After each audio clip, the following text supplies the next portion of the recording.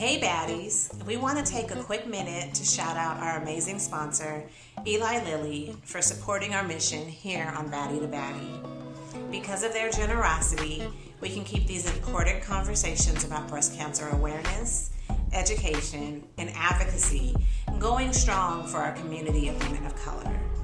We send our sincere thanks to our partners at Eli Lilly for standing with us. Calling all permanent makeup artists. Discover how you can join our mission to empower breast cancer survivors of color with specialized permanent makeup services. It's more than makeup, it's a movement. Connect with us and find out how you can contribute to this empowering cause by visiting baddiebeautycollective.com. In return, you will receive free breast health education, permanent makeup trainings, and much more. The Baddie Beauty Collective is brought to you by For the Breast of Us, Artistry by Zuri, and PM Yukon. If you're a breast cancer survivor looking to boost your confidence and add a bit of swag to your new normal, this is your invitation to explore free and discounted permanent makeup services by artists trained in the specifics and nuances of skin for women of color. From eyebrows to 3D areola and scar transformation, join us and let your journey of empowerment begin. Check out the Baddie Beauty Collective, brought to you by For the Breast of Us, Artistry by Zuri, and PM Yukon by visiting baddiebeautycollective.com. Welcome to Baddie to Baddie, a monthly podcast by For the Breast of Us, the first breast cancer community for all women of color, where we share real-life experiences, information, and education to help you live your best life after a breast cancer diagnosis.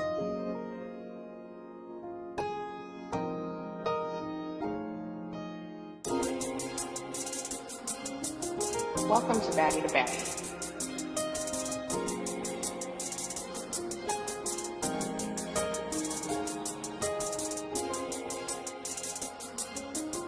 Welcome to Baddie to Baddie.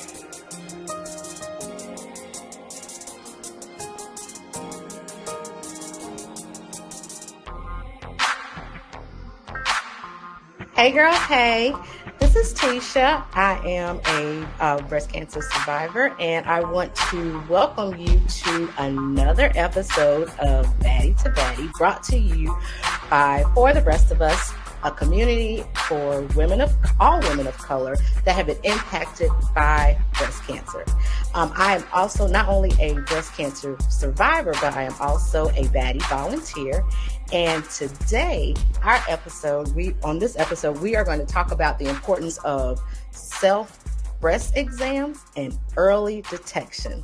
So today I have the pleasure of having with me Dr. Harriette Richard, who is going to be having a fabulous conversation with me today on this topic. So everyone, please give a welcome to Dr. Harriette.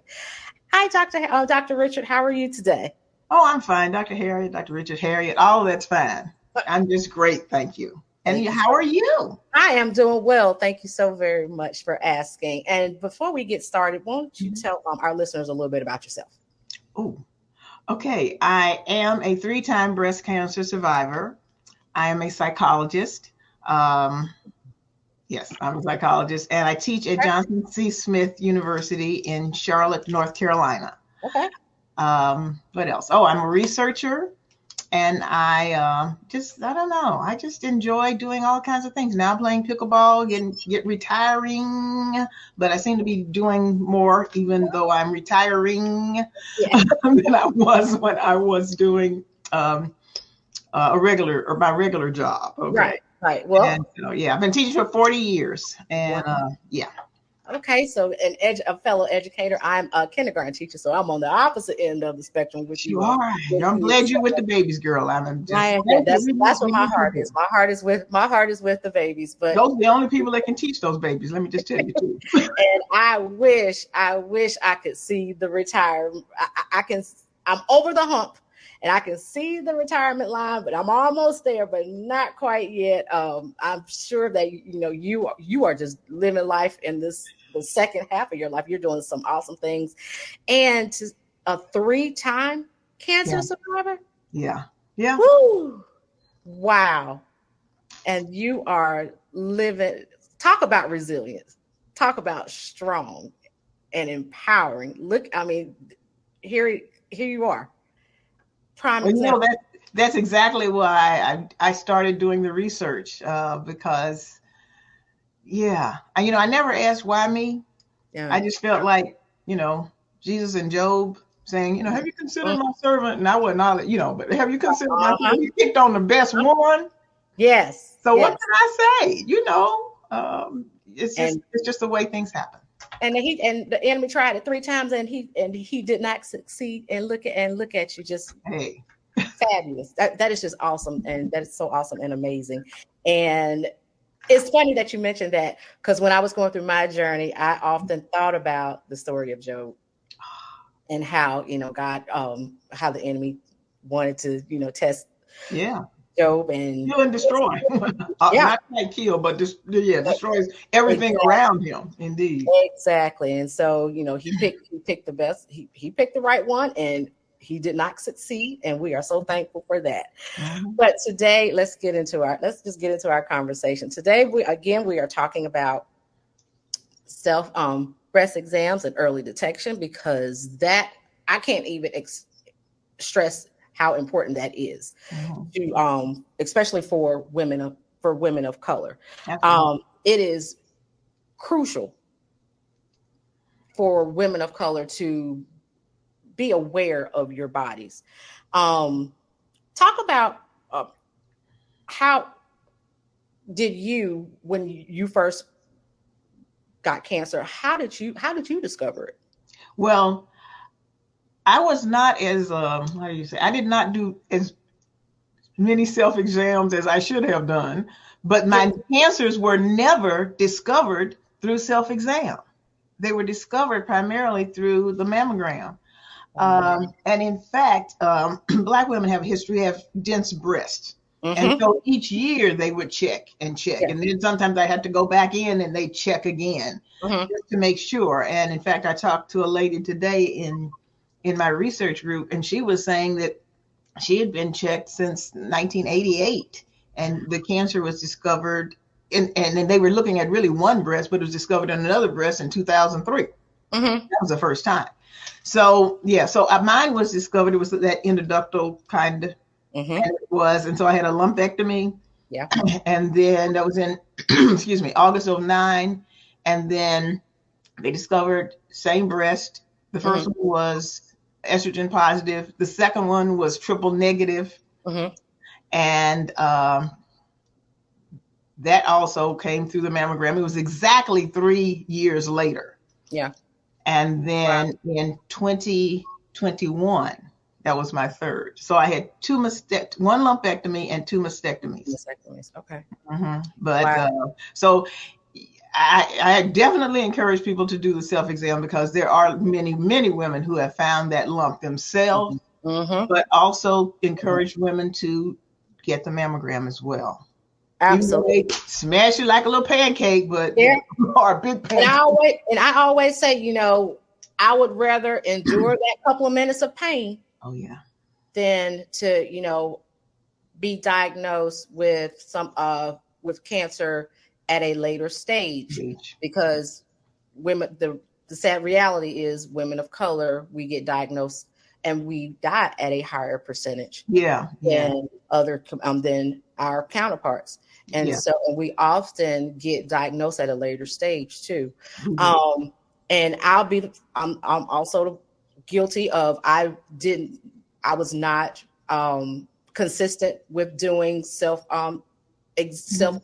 breast exams each month.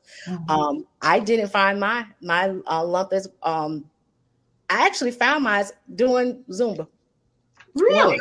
Yes, I was exercising one afternoon, and I was doing a Zumba move, and my arm brushed up against my left breast, and it was on the side of my breast, and I felt it. Wow. And I got the feeling on the right side, didn't feel anything, but I could clearly feel it on the left.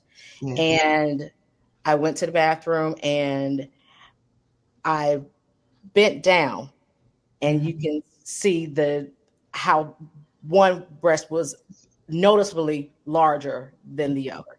And so called my mom, and at first we thought it was just a cyst, because in my family, the women are prone to have cysts. It was common. So I'm just thankful that I listened to my body, and I went immediately within the next couple of days, went and got it checked out. Had the mammogram. I was 36 when I was diagnosed. So of course, the age limit for mammograms is 40. Yes. So because my primary doctor did an exam, and he felt something, he put the order in and got the ball rolling.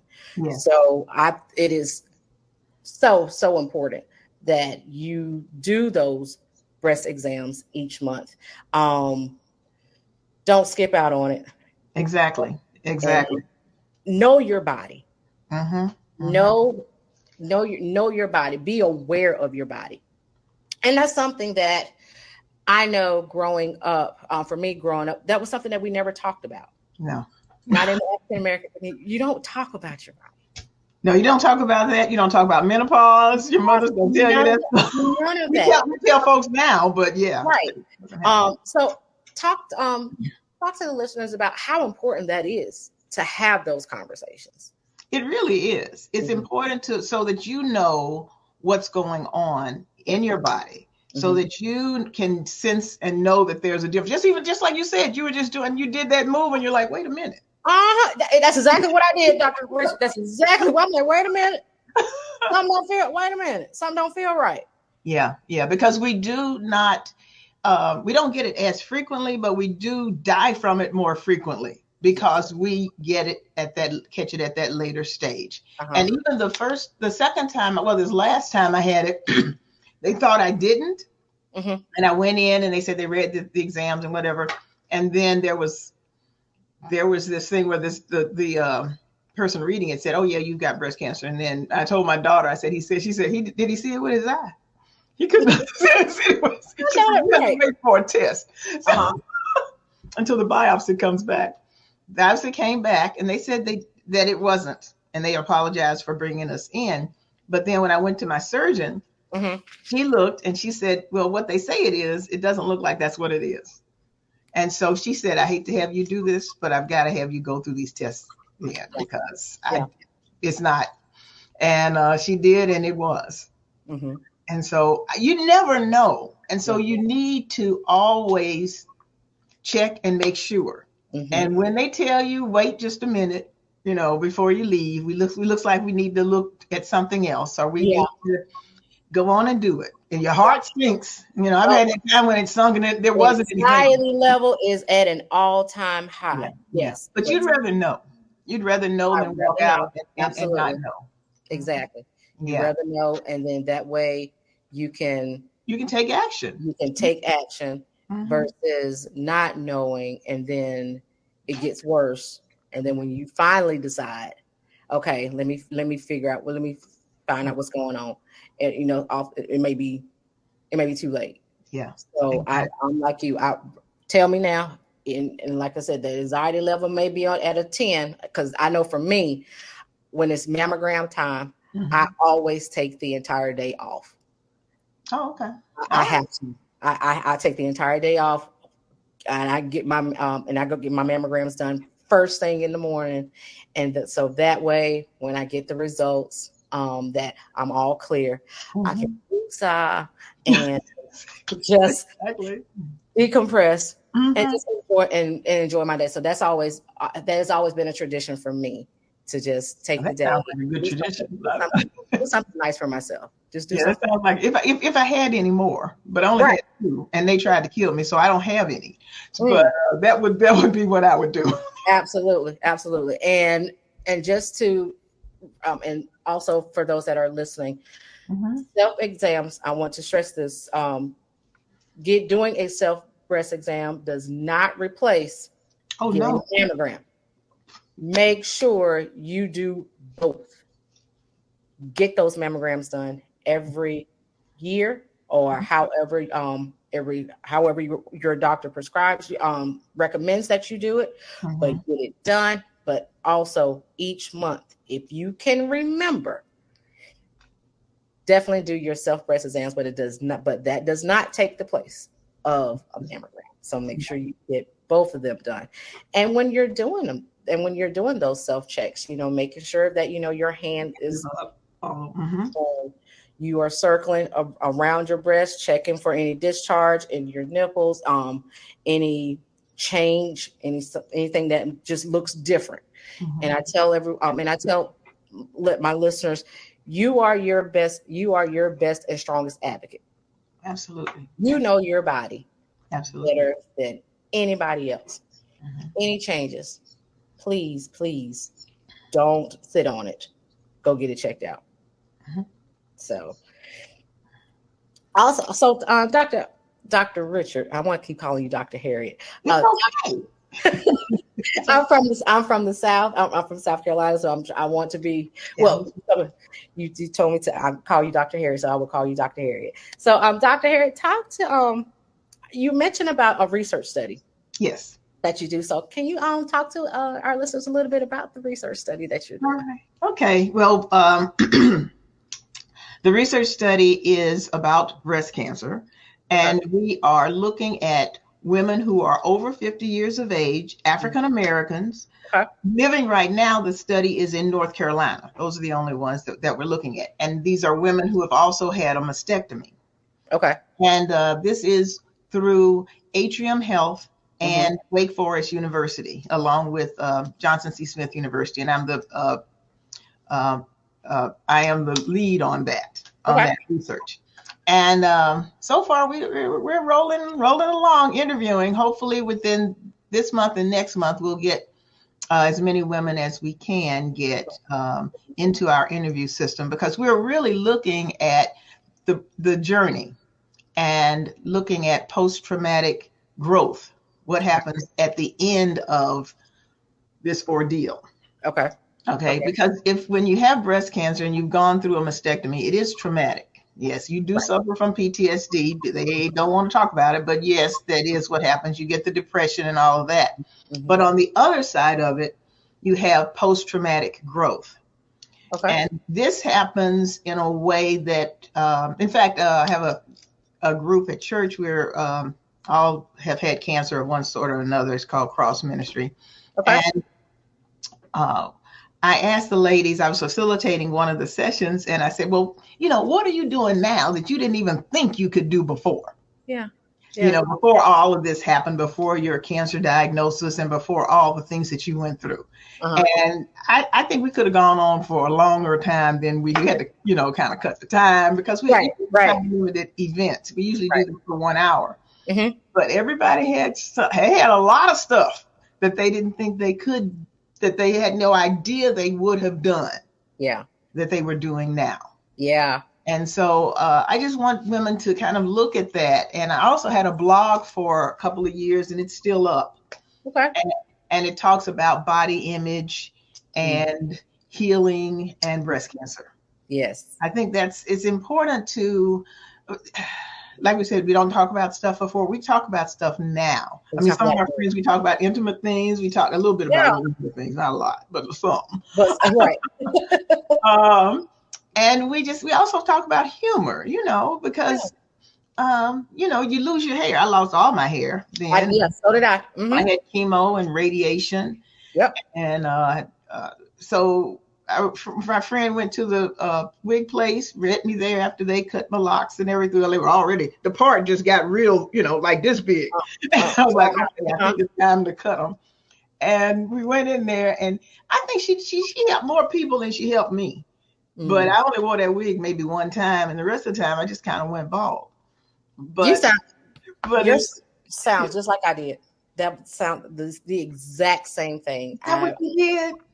When I lost all of my hair, I had a wig, and I wore it one time, and I looked at myself in the mirror, and I just cried, because it felt heavy, I felt hot, and it just wasn't me. It wasn't me. And I remember calling my mom and I was crying on the phone, and she was like, "Take it off, and don't put it back Oh on." my God. Yeah. And I didn't. And after that day, I started wearing scarves. I Mhm. wore scarves, but then after a while, I'm like, "Take it off, Tisha, and embrace your baldness." And that's exactly what I did. And that's exactly what I did. Yeah, yeah. Well, I did that with the wigs. I'm having more difficult time now with the mastectomy in terms of doing. Sometimes I'll go flat, or Okay. Yeah. and other times you put the prosthesis in and go on. But that's just I'm probably gonna get to the stage where I'm just decide to be a flatty. But there's all kinds of groups out there, fierce and flat, and then flatties and this and that. Oh my, just that can help you and help you design or buy whatever you need to buy so that you feel like you look more natural, even though that natural is without prosthesis. Mm-hmm. And so that's it's a whole new way of living, a whole new It way is. of life. It really is. It is a whole new way of living. It's many that have gone that have them. I had a lumpectomy, but for those that have had a mastectomy or a double mastectomy, it is for all of us. It is a new normal. Yeah. And you mentioned as you were talking about those that had mastectomies, when you had a mastectomy, going through some form of PTSD. Yeah. I can honestly say that, I went through, even though I didn't have a mastectomy, I had a lumpectomy.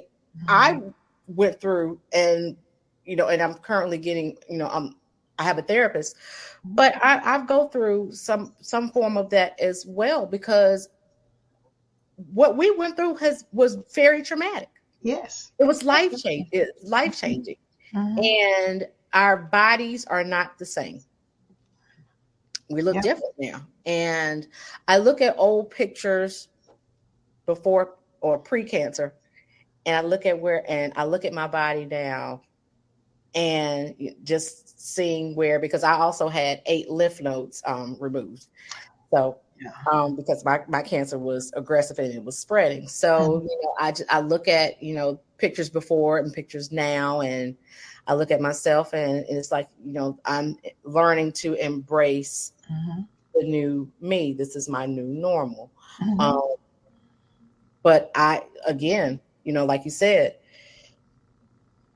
just embrace it and love who you are. Yeah, exactly. And with the lymph node removal, because I have lymphedema, which is the other kind of thing, which is why I saw a lady yesterday. She's like, "That's that henna." Like, no, it's not a needle, honey. It couldn't have been, because so I have a compression sleeve on.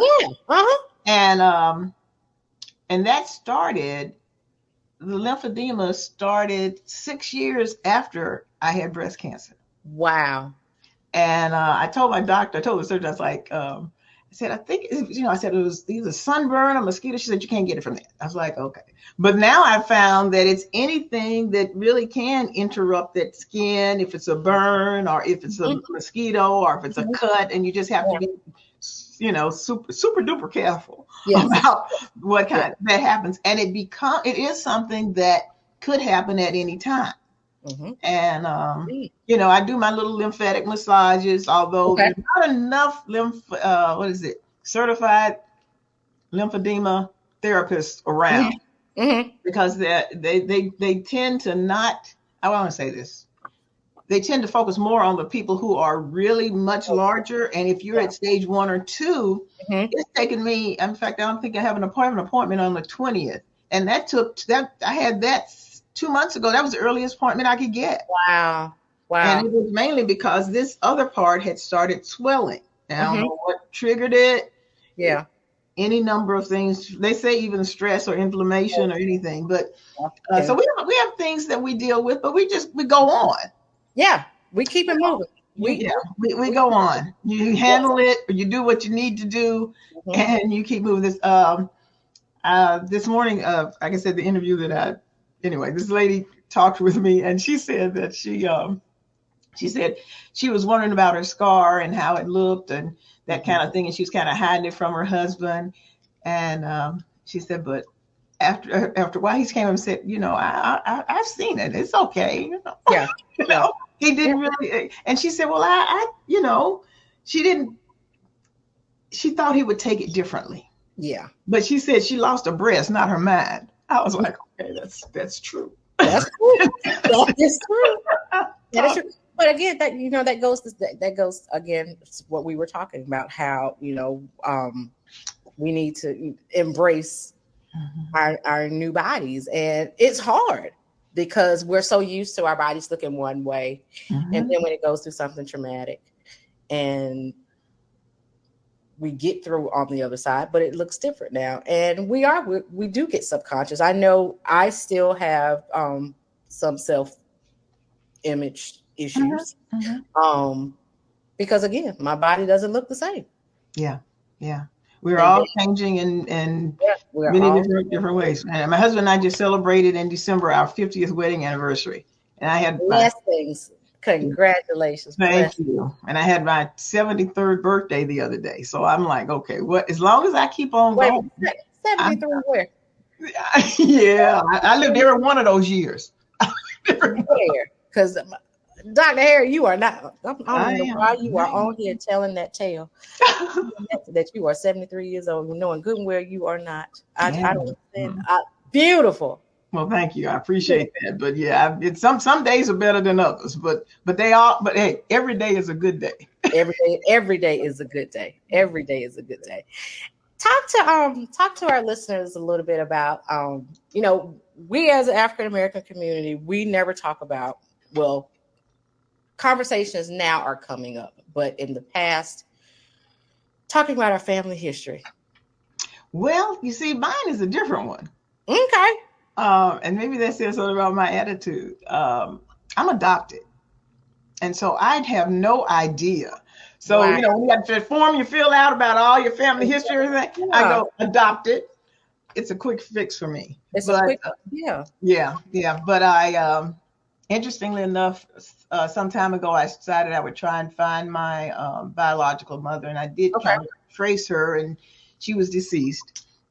But it was through an adoption agency in Arkansas. It's a voluntary thing. So you had to go through a lot of other kinds of things. Yeah. So I don't know what she had or what she died of or anything like that in terms of her family. Okay. So that was the other reason for just kind of, I don't know, let me check, let me make sure that things are progressing.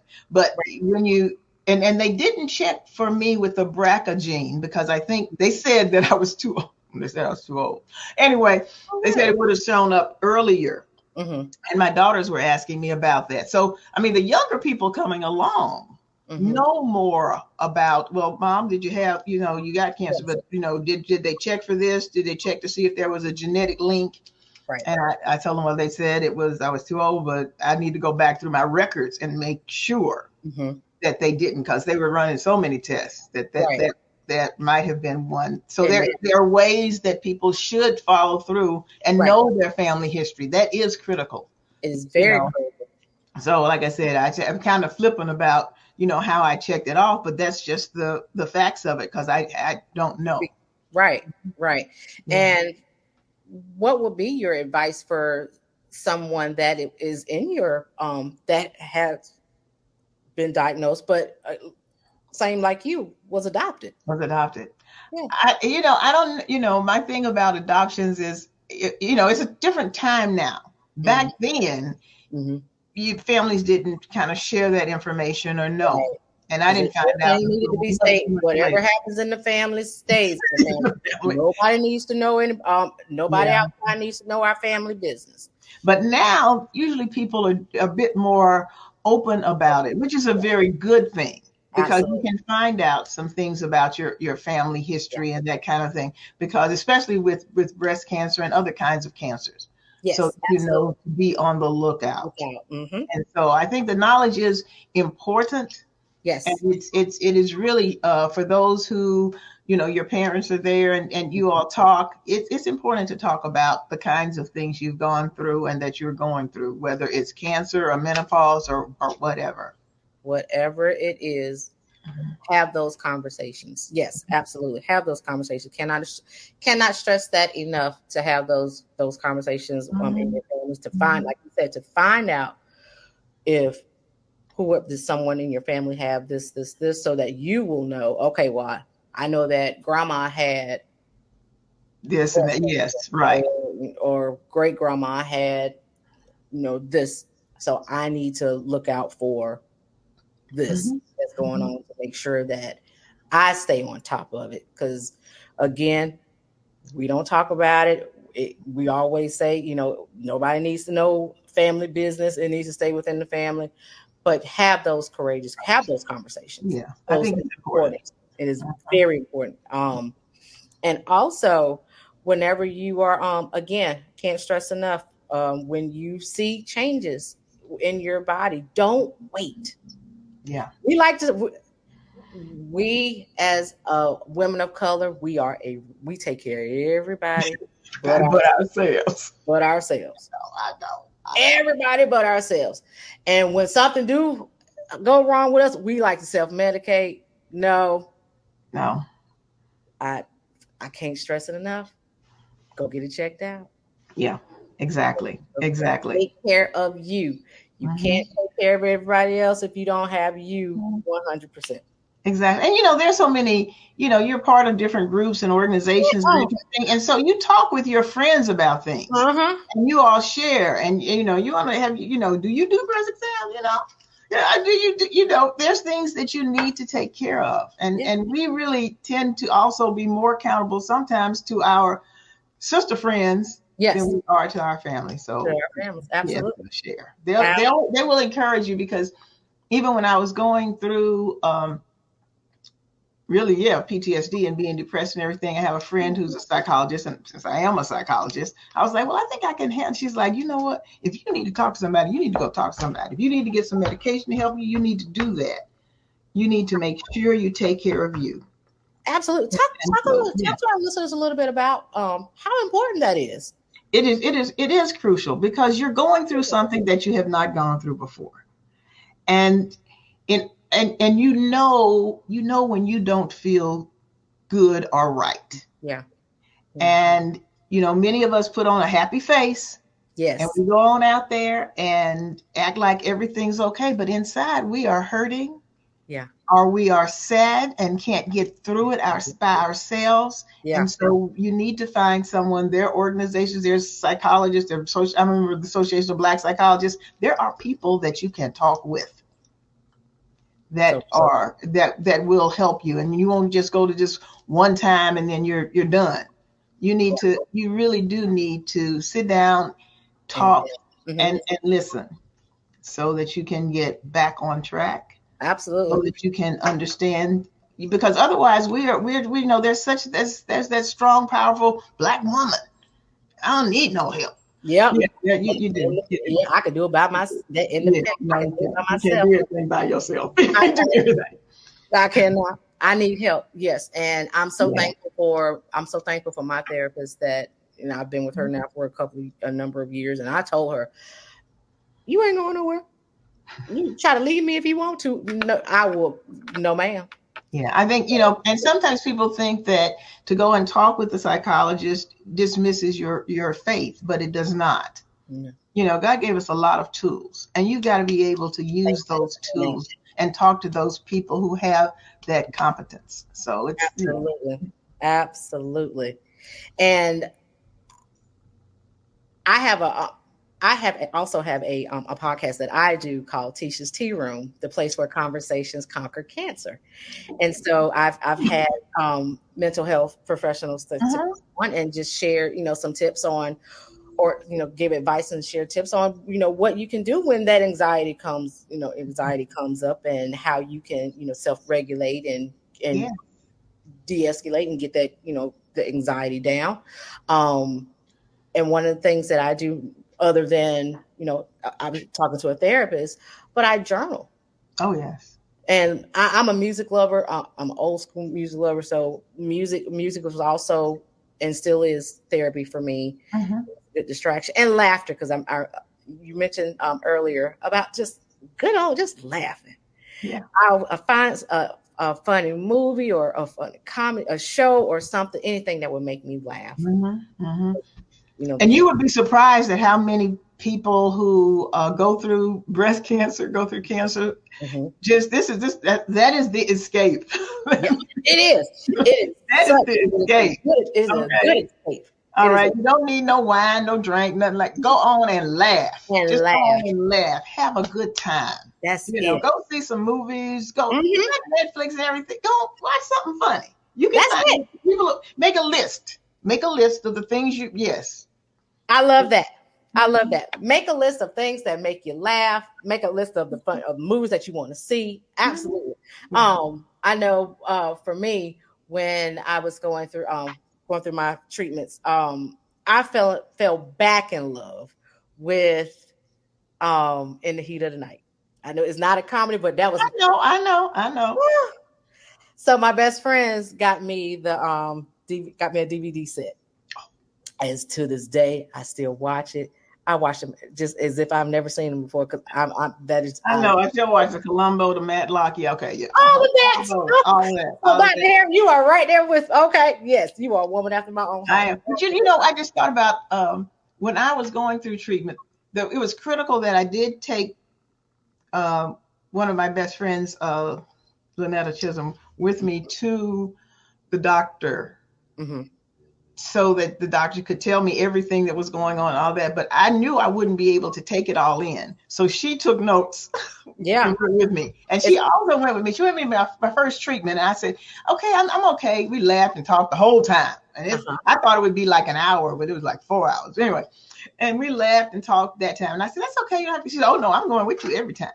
And she did. And we laughed and talked throughout the chemo. Which sounds really ridiculous, but that's what happened. It's a good distraction. It was it's terrifying. I know for me, when my very first treatment, I was terrified when I saw the nurse coming with the first dosage as she was putting it in my port. I was literally, tears were just streaming down my face, and my mom was sitting beside me. And she was like, it's going to be okay. But I was terrified. And to have somebody there, you definitely don't want to do it alone. No, you don't. You really don't. Because I calculated. I said, well, okay, they got to put this in. So it's going to be about an hour. That's what I figured. Yeah. It was not, because they got to do something in between and all this other stuff. So okay, I would turn into a couple. All right, I'll just relax and let you do it and put my little feet up and be okay. And we had a good time. But I do. You do need to take some with you so they can take notes. But then when you go for treatment, it's overwhelming. It's overwhelming, and you may not think, like you said, and you got all this information coming at you. And I know for me, thank God my mom was there, because it was going in one ear right after the other, because I wasn't understanding anything that was being said, because my mind was, oh my God, I got breast cancer. Yeah. And so, having somebody there, like you said, to take notes, to ask the questions that you may not think of at that moment. Exactly. So, and also having somebody there for support.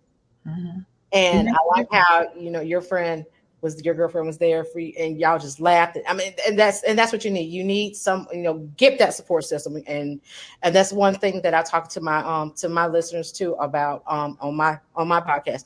It was important to definitely have a support system. You don't have to go through this by yourself. There's so many. And support systems. Oh, go on. Sorry. Go ahead.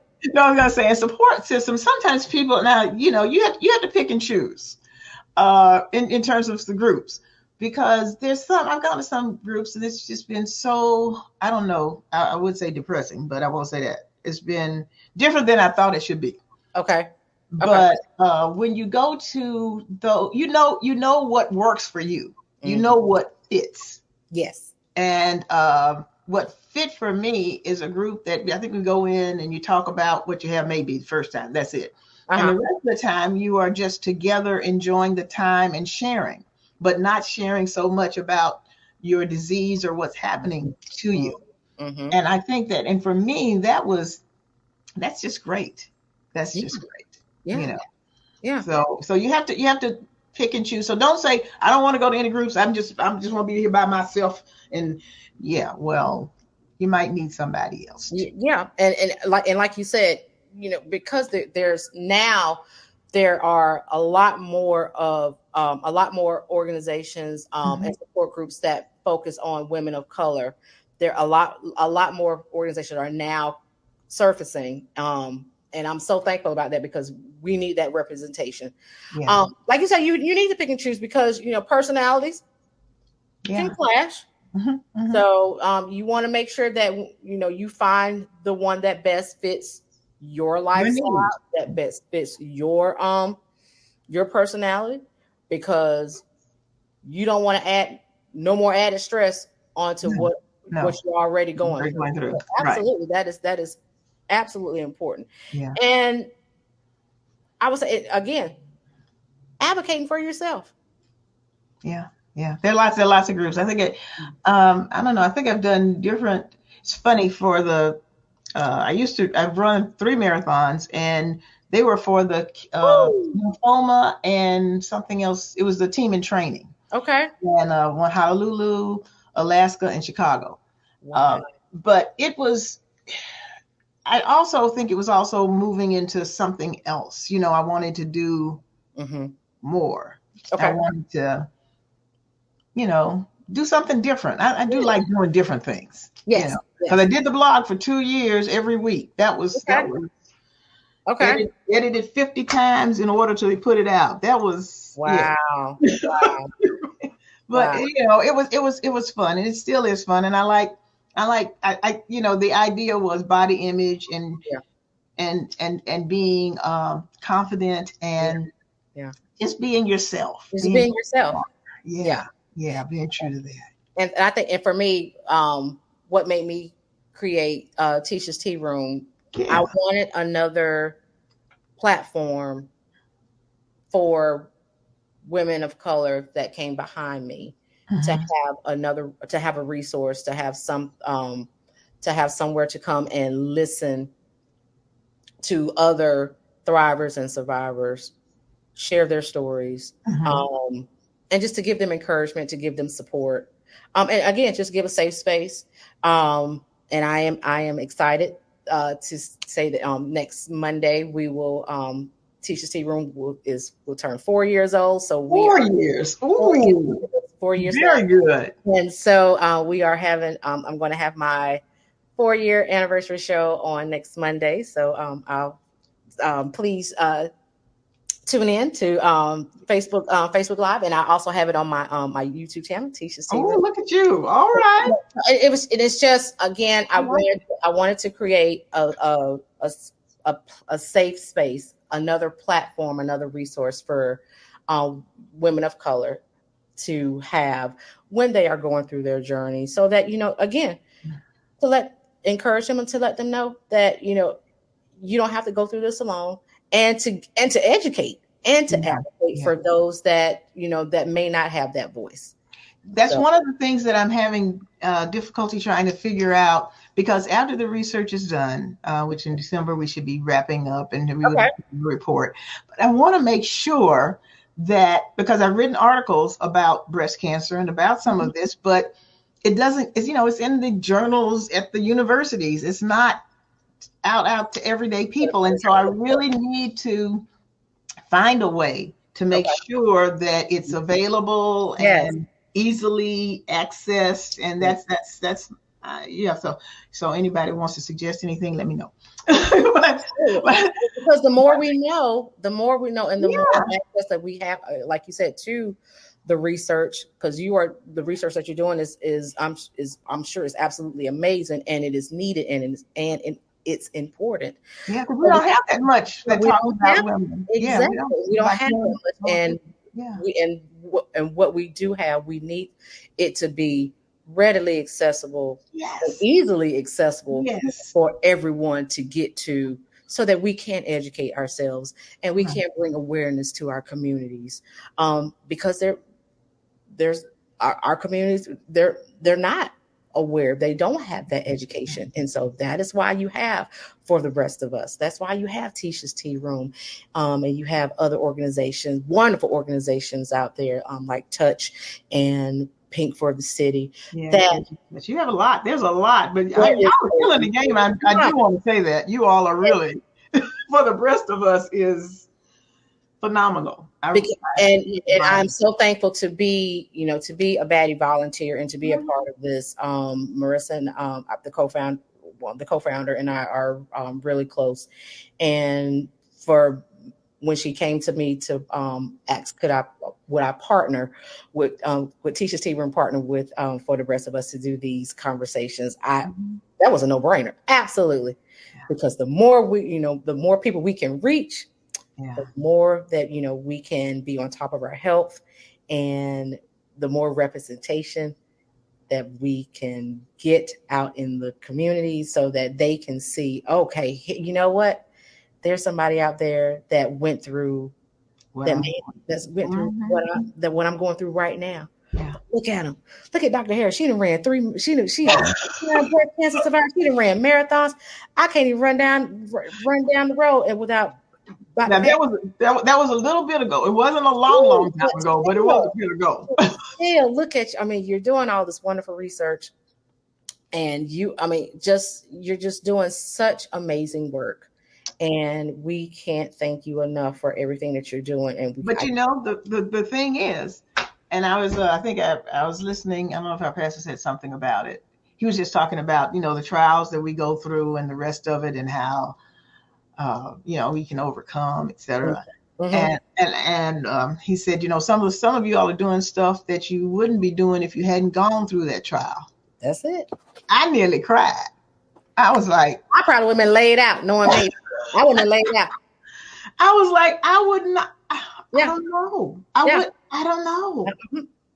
Nope. You know what? Had I not gone exactly, and my, in my past, it just made me think about something. My pastor said something similar, to what your pastor said. He said, how would you have known that God is a healer if you hadn't gone through what you have gone through? Say it. When you said that, I was done. Yep. I was done. Yep. How do you know? How would you have known that God is faithful if you had not gone through? Because when I tell you, He was there with me every step of the way.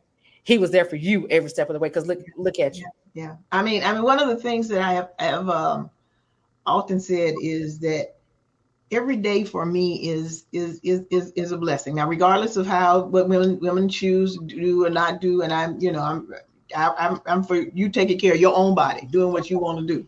That's right. But I was adopted, and so each day is a blessing. Each day is a blessing. Each day. Well, listeners, I don't know about you, but I have been blessed by this conversation. Dr. Harry, I can talk to you all day. I can talk to you all day. Oh my goodness! What? Come on, I'm gonna be stopping by the tea room. I'm gonna be in the chat. I'm gonna be typing. I am. You are coming to the tea room. I listen. Listen. Get ready. Get ready. You coming to the tea room? Absolutely, you are coming. Listeners, I hope you have been blessed by this wonderful conversation. Like I have been blessed by this conversation. Dr. Harriette, how can others connect with you? Do you have any social media handles that I have? Listen, which ones are active? That's what my daughter said. You need to name what's active. What's active, Dr. That would be Facebook. That would be it. Okay. Yes, and then you can go to hwrichard.info, which is the blog. Okay, but Harriette H-A-R-R spelled the way it is, Harriette Richard on Facebook, and that's where I am. And audience, you heard, because I'm definitely going to find you, and I'm going to connect with you. And again, you are coming to the tea room. And now that wasn't a plug. I really wasn't trying to come to the tea room. Yes, even if you was trying to plug, I had already made it up in my mind. You come. Yeah, that Oh, was already made look in mind. here. I It is. have to get Dr. Harriette in the tea room. She has to come. But before we get off, I do want to take a quick minute to give a shout out to one of our amazing sponsors, Eli Lilly, for supporting our mission for Baddie to Baddie. And because of their generosity, we can have these important conversations and bring awareness and advocacy to our growing community of women of color that have been impacted by breast cancer. So again, I want to thank everyone for tuning in, and be sure to like and subscribe to Baddie on Spotify, Apple Podcasts, or wherever you listen to your podcast. And also, please like and subscribe to Tisha's Tea Room, the place where conversations conquer cancer, on YouTube as well as Facebook. And with that, again, I am Tisha, and I am so honored to be here today and having this wonderful conversation with Dr. Harry. Again, thank you so very much. And my pleasure. My pleasure. Have a wonderful, wonderful evening, everyone. Take care. This is another Baddie creation brought to you by For the Rest of Us.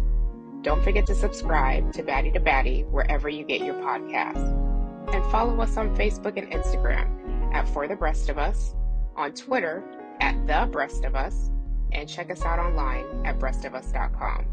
Thanks for listening.